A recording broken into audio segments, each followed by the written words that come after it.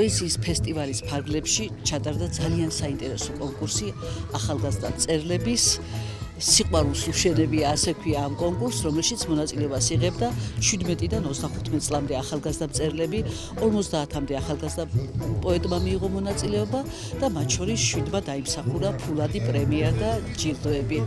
და მე როგორც ერთ-ერთი კომისიის წევრი და ამ პროექტის ხელმძღვანელი ვიყავი ბედნიერი, რომ ასეთი ნიჭიერი ახალგაზრდები გვყავს, ასეთი გამორჩეული და ასე კარგად იციან მშვიდობის ფასიც, სიტყვის ფასიც და საქართველოს ხვალინდელი დღის. წერას ყოველთვის აქვს თემა, რაზე წერს და იდეა არის რისი თქმა გინდა. აქ არის რომ იწყო აფხაზეთი და ის არის იდეა რომ რისი თქმა უნდათ რომ ჩვენ უნდა დავუბრუნდეთ, უნდა შევრიგდეთ ეს ახალგაზრდებმა ლექსით გამოთქვეს და არის შესანიშნავი ნაწარმოებები. აქ კარგი ახალგაზრდობა გვეძდება. ძალიან კარგია, ხო ხედავთ რომ საქართველოს მწერალთა კავშირის წარმომადგენლები და დიდი წარმომადგენლები, მსახიობები ყველა ესწრებოდნენ, ეს ძალიან დიდი წახალისება და ხელოვნება მაღალ დონეზე უნდა ავწიოთ, ხელოვნებამ და სპორტმა და კულტურამ ევროვნება არის ის, ესენი ყველა უნდა ეს ამჭიდროებს, აახლოებს ადამიანებს და ასე უნდა გავიდეთ ენგურს იქით დაბრკოლებების გარეშე. კონკურსი ჩატარდა აფხაზეთის განათლებისა და კულტურის სამინისტროს ეგიდით, სადაც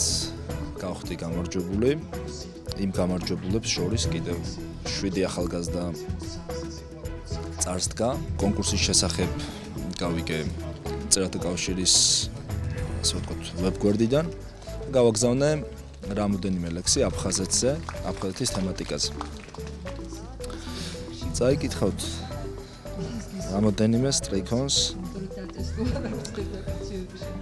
სისხლე მიწას წარსულივით ამჩნევია, სამთარია ბიჭვინთაში თოვს მუხლამდე, სამი ნაბიჯია დარჩენილი, სამი ნაბიჯია დარჩენილი, სამი ნაბიჯია დარჩენილი სოხუმამდე.